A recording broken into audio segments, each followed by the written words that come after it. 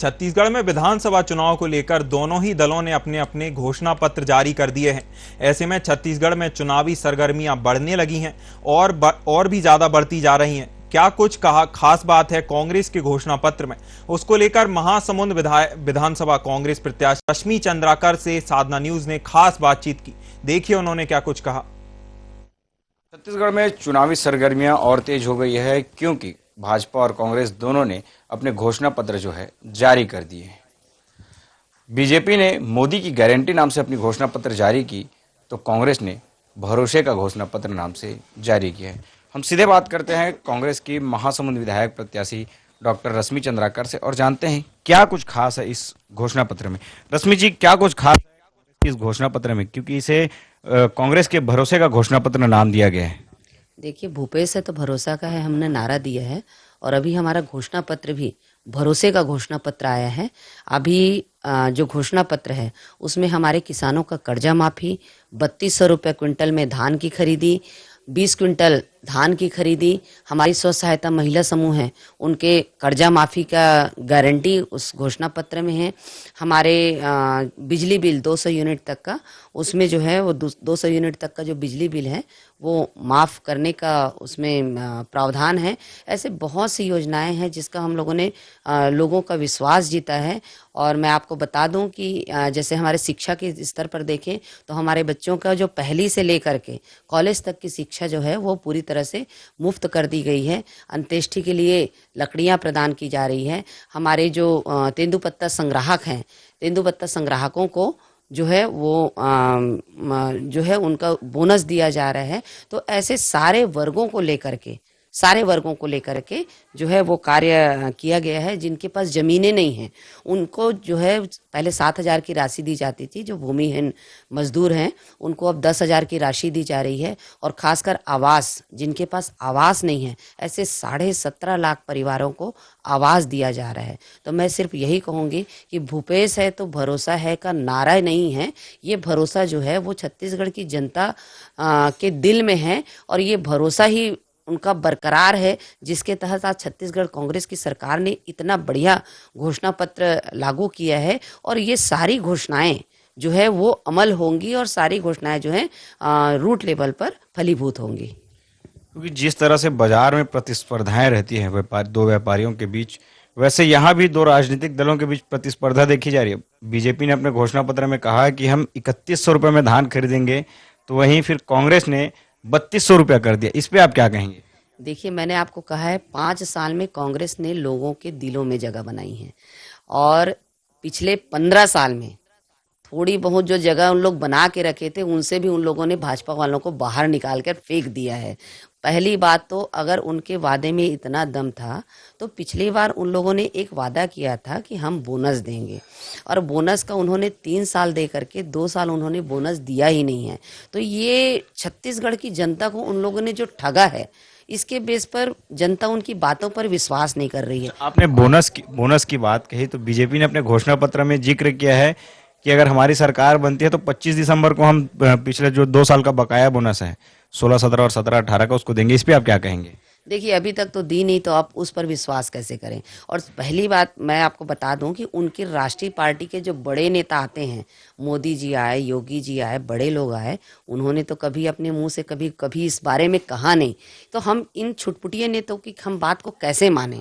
हमारे घोषणा पत्र के जो ऐलान है वो हमारे आदरणीय राहुल गांधी जी आते हैं, आदरणीय खड़गे जी आते हैं, आदरणीय शैलजा जी हैं, इन लोग करते हैं। तो ये जो बड़े लोग जो बोलते हैं वो बात पूरा होती है, लेकिन इनके बड़े नेता आकर के ये बात को कभी नहीं बोलते। पूरे छत्तीसगढ़ में बहुत सारे राज्य हैं जहाँ पर भाजपा शासित है, उन राज्यों में तो वो आप लागू नहीं कर पा रहे हो, तो हम छत्तीसगढ़ में आपकी बात पर कैसे विश्वास करें? भारतीय जनता पार्टी ने अपने मैनिफेस्टो में महिलाओं को साधने के लिए एक और चीज की है। नारी शक्ति वंदन योजना के तहत महिलाओं को 12,000 रुपये सालाना यानी मासिक 1,000 रुपये देने का उन्होंने जिक्र किया। लेकिन कांग्रेस जो है महिलाओं को ऐसा साधने के लिए किसी भी तरह का ऐसी योजनाएं महिलाओं के लिए नहीं ला रही है। इस पे आप कहेंगे? देखिए, हमारे कांग्रेस की योजनाएं सिर्फ महिलाओं के लिए नहीं बनी है, सब लोगों के लिए बनी है और सर्वहिताय को लेकर के चलती है। और अभी जो मैं आपको बताऊं कि सिर्फ महिलाओं की बात करेंगे तो महिलाएं गौठान योजना, गोधन न्याय योजना से ऑलरेडी यहाँ पर सबल हो चुकी हैं। बहुत सारे रीपा के माध्यम से बहुत सारी महिलाएं सबल हो चुकी हैं। इनको सबल बनाने की कोशिश की जा रही है भाजपा के द्वारा, जबकि हमने 5 साल में महिलाओं को स्वावलंबी बनाया है। 5 साल में हमने महिलाओं को सबल बनाया है और महिलाओं को रोजगार हमने दिया है। हमने जो भी स्व सहायता समूहों के माध्यम से जो उन्होंने लोन लिया है, सारी महिलाएं अगर समिति में लोन ले रही हैं तो कुछ ना कुछ कार्य करने के लिए ले रही हैं, तो उसको जो हम लोग ने सबसे पहले तो कर्ज माफी किया है। तो कर्ज माफी के माध्यम से सारी महिलाओं का जो कार्य कर रही हैं उस पर वो सबल बन रही हैं। तो हमने सबल बनाने का कार्य किया है और ये जो है वो प्रलोभन दे करके, झूठे वादे करके लोगों को जो है वो गुमराह कर रही है। तृतीय लिंग के लिए यहाँ कांग्रेस बीजेपी दोनों के मैनिफेस्टो में कोई जिक्र नहीं है कि उनके लिए क्या योजना चलाई जाए, उनके लिए कुछ नहीं है, तो इस पे आप क्या कहेंगे? देखिए, लगातार वैसे कांग्रेस जो है हमेशा हित में रही है और अपने मैनिफेस्टो से आगे बढ़ करके कार्य करती रही है। पिछले बार भी हमने जो वादे किए थे, हमारे तो वादे 36 थे, लेकिन हमारे जो क्रियान्वयन है वो लगभग हमने 52 या 53 वादे जो है वो अलग अलग वर्गों पर कार्य किया है। तो मैं ये समझती हूँ कि अगर कोई वर्ग छूट भी गया होगा तो छत्तीसगढ़ सरकार है, हमारे लोगों की सरकार है, और अगर कोई वर्ग छूटा भी होगा तो हमारे मैनिफेस्टो से आगे बढ़कर भी हमारी वर्किंग पिछले 5 साल में रही है कांग्रेस पार्टी की, और आगे अगर जैसे कोई छूट भी गया होगा तो उसके भी चीज़ें जो है वो आगे लागू हो सकती हैं। तो अभी आपने सुना डॉक्टर रश्मि चंद्राकर को, जिनका कहना है कि अगर मैनिफेस्टो में जो चीज़ नहीं आई है उससे भी ऊपर उठकर कांग्रेस पार्टी जो है काम करती है। देश दुनिया की तमाम खबरों के लिए देखते रहिए साधना न्यूज़। मुझे दीजिए इजाजत। छत्तीसगढ़ में घोषणा पत्र जारी होते ही कार्यकर्ता घोषणा पत्र को जन जन तक पहुंचाने सघन प्रयास कर रहे हैं। ऐसे में किसका घोषणा पत्र दमदारी दिखाएगा, जनता किस पर भरोसा करेगी, ये जनता के ऊपर निर्भर करता है। लेकिन बीजेपी के घोषणा पत्र को लेकर खल्लारी विधानसभा में क्या रुझान है, उसको लेकर बीजेपी नेता प्रेम साहू ने साधना न्यूज से खास बातचीत की। देखिए उन्होंने क्या कुछ कहा। महासमुंद जिले के खल्लारी विधानसभा में कांग्रेस और बीजेपी दोनों दलों में ही राजनीतिक सरगर्मियां जो है तेज हो गई है। घोषणा पत्र दोनों दलों की जारी हो गई है। घोषणा पत्र जारी होते ही दोनों दल के कार्यकर्ता जो है अपनी तैयारी में और पुरजोर तरीके से तैयारियों में लग गए हैं। वहीं अपने अपने घोषणा पत्र को जन जन तक पहुंचाने में कार्यकर्ता जो है लगे। हमारे साथ भारतीय जनता पार्टी के नेता प्रेम साहू जी हैं, उनसे सीधा जानते हैं कि भारतीय जनता पार्टी के घोषणा पत्र में क्या कुछ खास है। प्रेम जी, भारतीय जनता पार्टी के घोषणा पत्र में क्या कुछ खास है?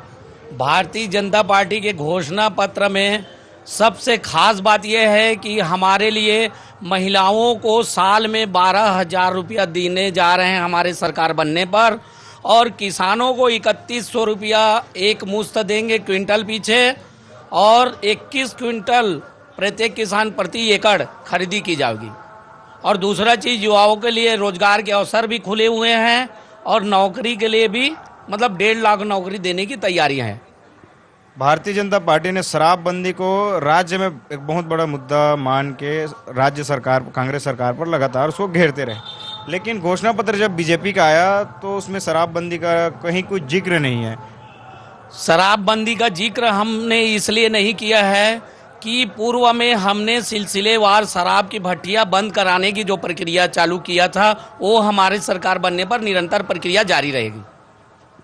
क्या लगता है, कांग्रेस ने अपने घोषणा पत्र में महिला वर्ग को सिर्फ गैस सिलेंडर देकर संतुष्ट कर दिया, जैसे भारतीय जनता पार्टी ने महिलाओं को 12,000 रुपये सालाना देने की बात की? कांग्रेस के घोषणा पत्र में ऐसा कुछ नहीं दिखता है।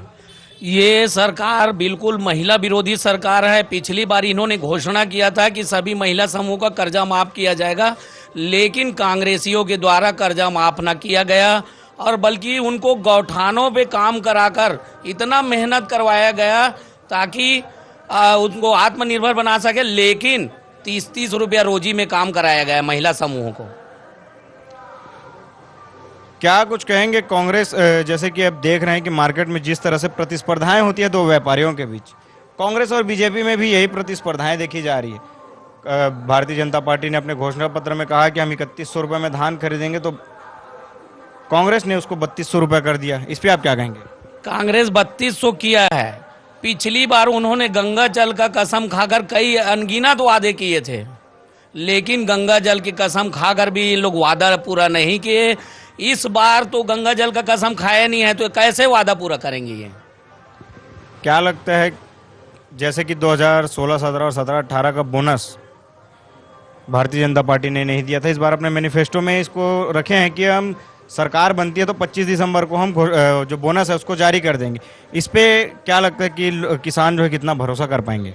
निश्चित रूप से किसानों को पिछली बार अपन ने नहीं दे पाए थे, इस बार निश्चित रूप से किसान हमारे ऊपर भरोसा करेंगे और अधिक से अधिक किसान भारतीय जनता पार्टी को वोट करेंगे।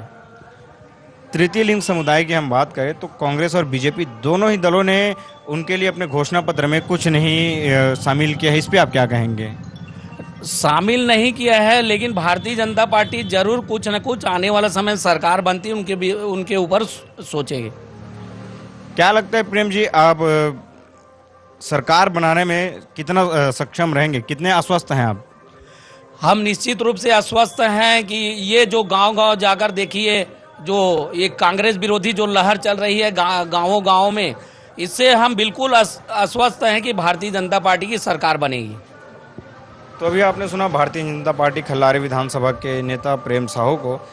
ऐसे और भी आपको खल्लारी विधानसभा महासमुंद जिले की खबरों से आपको अप टू डेट कराते रहेंगे। देश दुनिया की तमाम खबरों के लिए देखते रहिए साधना न्यूज़। मुझे दीजिए इजाजत। खबरों में बस इतना ही। साधना न्यूज़ पर खबरों का सिलसिला लगातार जारी है। नमस्कार।